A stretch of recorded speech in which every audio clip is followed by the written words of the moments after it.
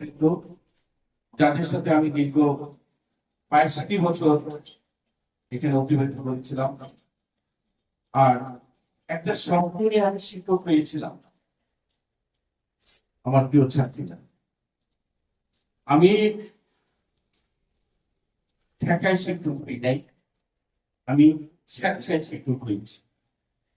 আমি কয়েকদিন আগে বড়পার সাথে আমি লাক্সারের অনুষ্ঠানে গিয়েছি। গাড়িতে বসে আপা ওনার জীবন কাহিনী অনেকটা বলতেছিলেন, উনি কিভাবে এই জায়গাটায় আসলেন। আমি আজকে আপনার সাথে আমার জীবনটা শেয়ার করতে চাই। আমার সাথে তোমরা একটু ইন্সপিরেশন পাবো। আমার গ্রামের বাড়িটা এখান থেকে একটু দূরে সংকোচের গ্রাম। আমি 1977 সালে পরিচয় উপজেলাতে সেকেন্ড হয়েছিলাম। বরাবর গাড়িটি আমার ভীষণ ভালো ছিল। আমার একটু বলি আগে দেশে যিনি সেকেন্ড হয় গোলাম সাগর বিদ্যুৎ পক্ষবিদ্যুৎ বিশেষজ্ঞ মনোযোগ আছে। পরের দেশে তিনি সেকেন্ড করে, উনি বইটের ইঞ্জিনিয়ার আমেরিকান ইউনিভার্সিটি জব করেন। আমার বেঞ্চমেট মানে যার সাথে আমি বসে অ্যাসিস্ট্যান্ট পরীক্ষা দিয়েছিলাম, সে এখন বর্তমান গভর্নমেন্টের গণতন্ত্র বিভাগের সচিব জনাব নজরুল ইসলাম।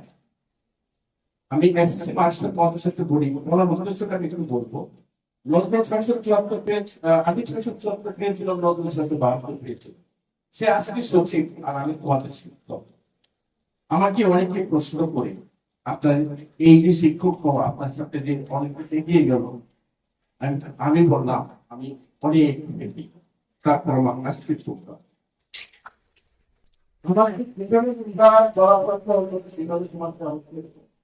আমার দিক থেকে সম্মানিত করলে আমি জানি না একজন সচিব সাহেব, একজন ডাক্তার সাহেব, একজন ইঞ্জিনিয়ার সাহেব এইভাবে সম্মান করা হবে।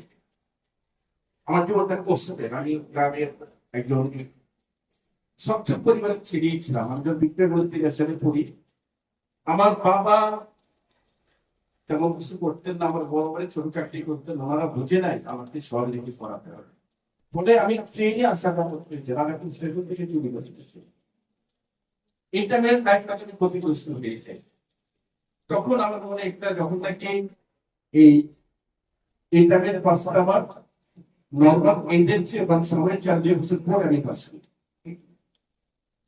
আমার একটা স্বপ্ন ছিল, আমার জীবনে যখন কষ্ট এটা হয়েছে যে আমি যে নর্মাল সুখটা পাইনি, আমি যদি মাধ্যমিকের শিক্ষক হই, তাদের জীবনে এই প্রবলেম গুলি হবে, আমি যেন তাদেরকে সহযোগিতা করতে পারি। করতেছিলেন আমি বাচ্চাদের আন্তরিকে ওই আমার আগের স্মৃতিটা মনে করি। তো আমি শিক্ষক হওয়ার জন্য যে কাজটা আপা 97 সালে আমাকে আল্লাহ এখানে কবুল করেছেন আমি বিশ্বাস করি। আমাদের আগে পেয়েছেন গভর্নমেন্ট স্কুলের নিয়োগ 91 ব্যাচ, 92 ব্যাচ, 94, 95 শুধু ভাই ভাইতে থাকতে হয়েছে। আমি আমার সঙ্গে পড়াপা এবং 19 সালে আমরা প্রথমে রিটেন দিই চাকরি হওয়ার জন্য। আমরা একসাথে চাকরি হয়, আমরা প্রথমে রিটেন দিই, তারপরে ভাইবা দিয়ে গভর্নমেন্ট স্কুলে চাকরি। আরো মানে এর বিষয় আল্লাহ কেন আমাকে কবুল করেছেন। আমি আমার এই যে শেষ হওয়ার 4.5 মাস পর আমি সরকারি চাকরিতে জয়েন করি, এই চাকরিতে। তাহলে আমি তোমাদেরকে এই গল্পটা করার উদ্দেশ্য হলো, আমি যে মধ্যে একটু ভেঙে পড়েছিলাম ওইটা আমাকে দমায় রাখতে পারে। আমার স্বপ্ন ছিল আমি এগিয়ে যাবো। আরেকটা কথা বলি, আমার পরিবারের তেমন সচ্ছলতা ছিল না বলে আমি যখন ঢাকা পড়াশোনা করতাম, আমি টিউশনি করে পড়াশোনা শেষ করছি। আমি ক্লাসে অনেককে বলছি যে আমার নাম এইটা ইউনিভার্সিটি মাস্টার ডিগ্রি আছে এবং not a single pipe from my family ব্রাদারদের, আমার বাবার কাছে, বাবা মারা গেছে বিষয় পুরোটা কষ্ট করে টিউশনি করে আমি আমার লেখাপড়া করেছি। আমার ছোট ভাইদের খেয়াল করেছি, আমার ভাইয়ের ছেলে মেয়েদের খেয়াল করেছি। তোমাদেরকে এই কথাটা বলতে চাই, আজকে খুব ভালো লাগতেছে। আমার মনে হয় আমার শিক্ষকতা গল্প আমি প্রত্যেক ক্লাসের নাম তো জানি, বিশেষ করে প্রত্যেকটা মেয়ের নাম জানি। তোমরা জানো 70 জন মেয়ে আমি নাম জানি, লোক জানি, এভাবে এরও নাম জানি আমি। প্রত্যেকটা মেয়ে আছে। আজকে আমাকে এখানে তোমরা শুভেচ্ছা জানানোর জন্য আনুষ্ঠানিকভাবে বিদায়িত এগুলিতে চলে যাওয়ার সময় এইভাবে স্কুল থেকে স্বামী আমি স্কুলে আসবো। তোমরা যেমন ফজল হাসান পরিবারের কেউ সদস্য, আমিও আমার আজীবন ফজল হাসান পরিবারের আমি ফজল হাসান ছিলাম।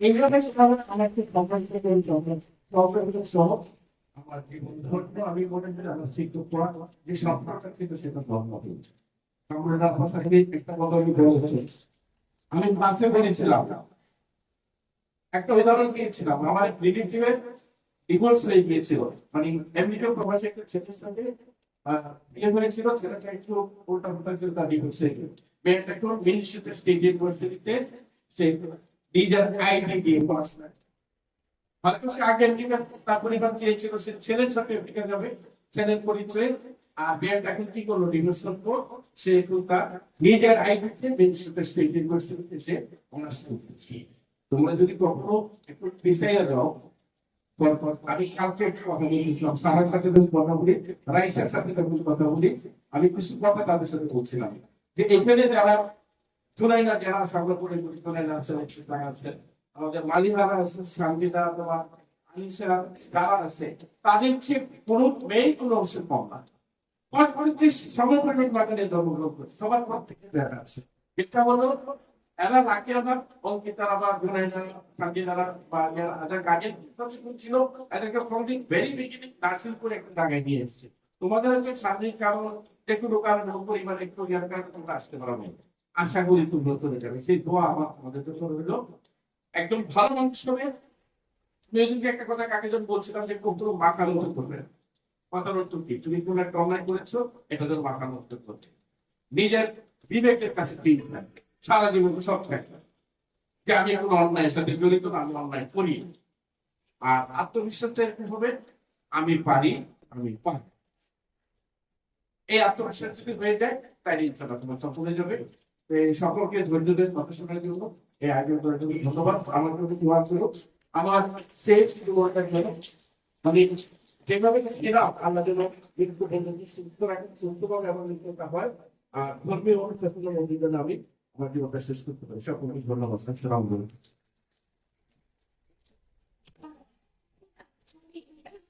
ধন্যবাদ।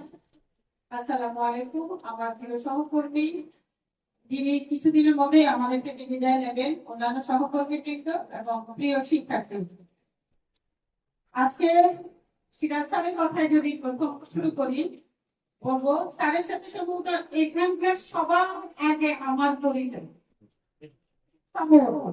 কারণ এখানে আসার পরে স্যার হচ্ছে অন্যদের সাথে পরিচয় হয়েছে আমি কিন্তু স্যারের মালিক ছিলাম ব্রাহ্মণপাড়া ভগবান সরকারি উচ্চ বিদ্যালয়ে আমাদের 97 সালে চাকরি হয়েছে স্যার জানে আমরা রিটেন এবং ঢাকাতে গিয়ে আমরা ভাইবা নিয়ে আমাদের চাকরি হয়েছিল আমার ফার্স্ট পোস্টিং ছিল